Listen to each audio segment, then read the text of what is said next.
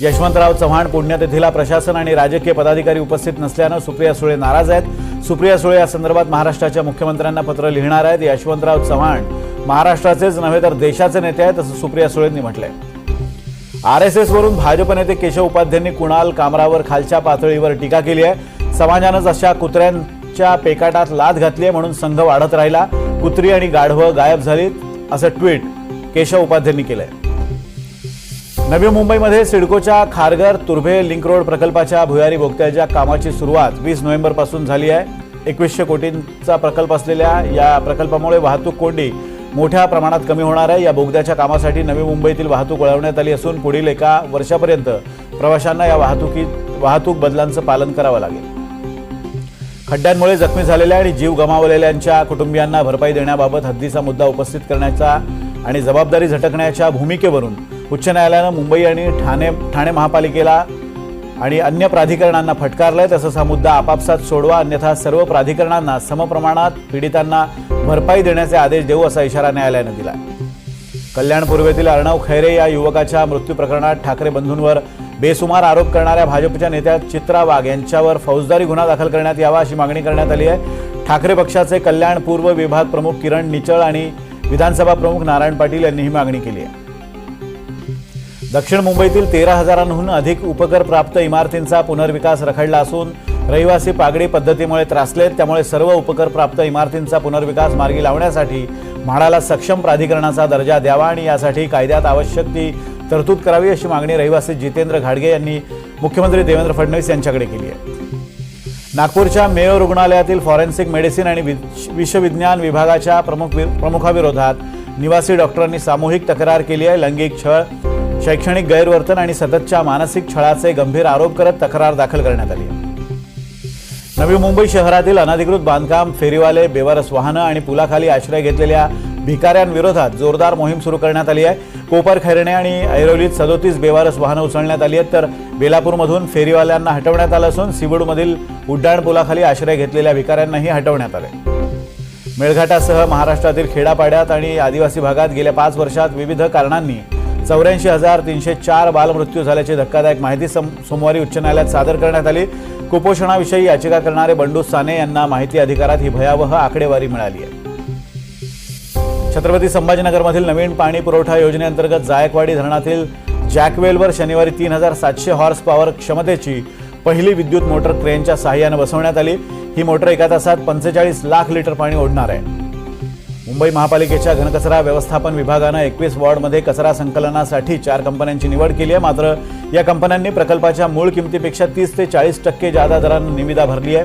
निविदा रद्द झाल्यास कचरा व्यवस्थापनाचा प्रश्न आणखी लांबेल अशी भीती महापालिका अधिकाऱ्यांनी व्यक्त केली आहे।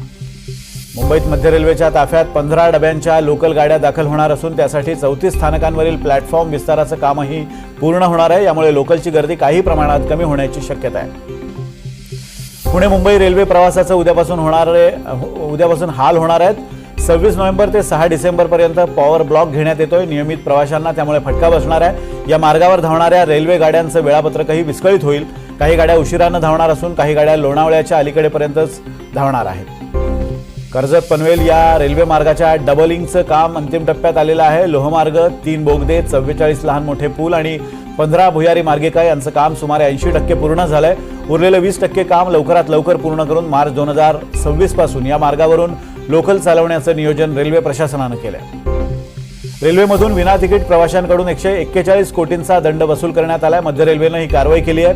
22 महिन्यात 22 लाख प्रवाशांवर कारवाई करण्यात आली आहे। पुणे विभागात 2,67,000 जणांवर ही कारवाई करण्यात आली आहे। MSRDC कडून मुंबई, ठाणे आणि नवी मुंबईत बांधण्यात आलेल्या 34 उड्डाणपूल देखभालीसाठी महानगरपालिकांकडे हस्तांतरित केले जाणार आहेत। राज्य सरकारनं याबाबतचा निर्णय घेतलाय। 7 दिवसात हे ताब्यात घेण्याचे आदेश संबंधित महानगरपालिकांना दिले जातील। ठाणे जिल्हा सामान्य रुग्णालयातील वॉर्डमध्ये मोठा साप आढळला होता। सापाला पाहताच वॉर्डमधील महिला रुग्ण, नातेवाईक आणि डॉक्टरांमध्येही भीतीचं वातावरण पसरलं होतं। मात्र सर्पमित्राच्या सहाय्यानं सापाला पकडण्यात यश आलं असून सापाला सुरक्षितपणे नैसर्गिक अधिवासात सोडण्यात आले।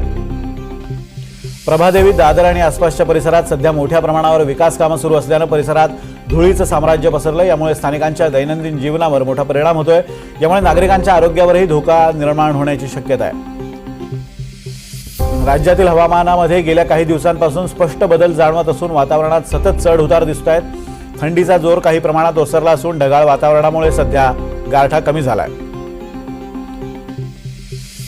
छत्रपती शिवाजी महाराज आंतरराष्ट्रीय विमानतळावर प्रवासी संख्येचा नवा विक्रम करण्यात आलाय. 21 नोव्हेंबरला एका दिवसात देशांतर्गत तसंच आंतरराष्ट्रीय अशी मिळून एकूण 1036 उड्डाणं झाली आहेत. त्यातून तब्बल 1,488 प्रवाशांनी प्रवास केलाय. यापूर्वी 11 जानेवारी रोजी सर्वाधिक प्रवासी संख्या नोंदवण्यात आली होती. वाढत्या वाहतूक कोंडीविरोधात घोडबंदरवासीय रस्त्यावर आले आहेत. येत्या शनिवारी नागरिक घोडबंदर मार्गावरील परिस्थितीकडे प्रशासनाचं लक्ष वेधण्यासाठी आणि निष्क्रिय अधिकाऱ्यांना जागा करण्यासाठी मशाल यात्रा काढणार आहेत. येत्या शनिवारी ही मशाल यात्रा काढली जाईल. पश्चिम बंगालमधून चरसची विक्री करण्यासाठी आलेल्या तस्कराला ठाणे गुन्हे शाखेनं बिड्या ठोकल्यात. शनिवार अली असं या तस्कराचं नाव असून आरोपीकडून पोलिसांनी 5,50,00,000चं चरस जप्त केलंय. त्यानं हे चरस एका नेपाळी व्यक्तीकडून आणल्याचं तपासात निष्पन्न झालंय. इतक्या मोठ्या प्रमाणात चरस कुणाला विक्री करण्यासाठी आणलं गेलं होतं की यामागे कोणतं मोठं रॅकेट आहे का याचा तपास पोलीस करत आहेत.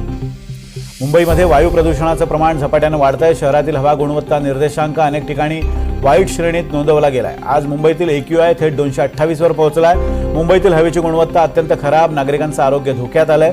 AQI थेट 228 वर पोहोचलाय.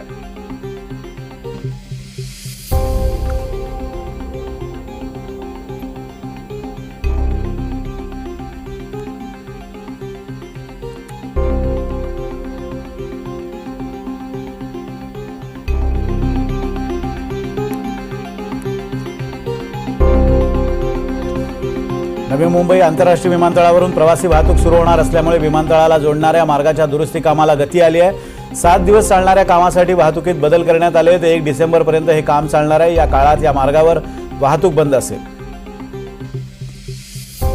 यंदाच्या आर्थिक वर्षाच्या पहिल्या 7 महिन्यात मुंबई महापालिकेच्या कर निर्धारण आणि संकलन विभागाकडून 3,722 कोटींचा मालमत्ता कर संकलित करण्यात आला. यंदा प्रशासनाकडून 7,341 कोटींचा मालमत्ता कर संकलित करण्याचं उद्दिष्ट ठेवण्यात आलंय. पुढील जवळपास 4 महिन्यात आणखी 3,678 कोटींचं संकलन अपेक्षित आहे. पुण्यातील नवले ब्रिजवरील अपघात रोखण्यासाठी प्रशासन ॲक्शन मोडवर आलंय. नवले ब्रिज परिसरात वाहनांची वेगमर्यादा 30 किलोमीटर प्रति तास इतकी कमी करण्यात आली आहे. आगामी काळात बृहन्मुंबई महानगरपालिका 2026 मध्ये होणाऱ्या निवडणुकांसाठी संसदीय पडताळणी समिती गठीत करण्यात आली आहे. ही समिती जिल्हाध्यक्षांच्या सोबत बैठक घेणं तसंच जिल्हानिहाय समिती, जातवैधता आणि छाननी समिती यांच्यासोबत समन्वय साधत उमेदवारांच्या अर्जाची छाननी करणार आहे. जिल्हानिहाय पॅनल बनवून ही छाननी पार पडेल.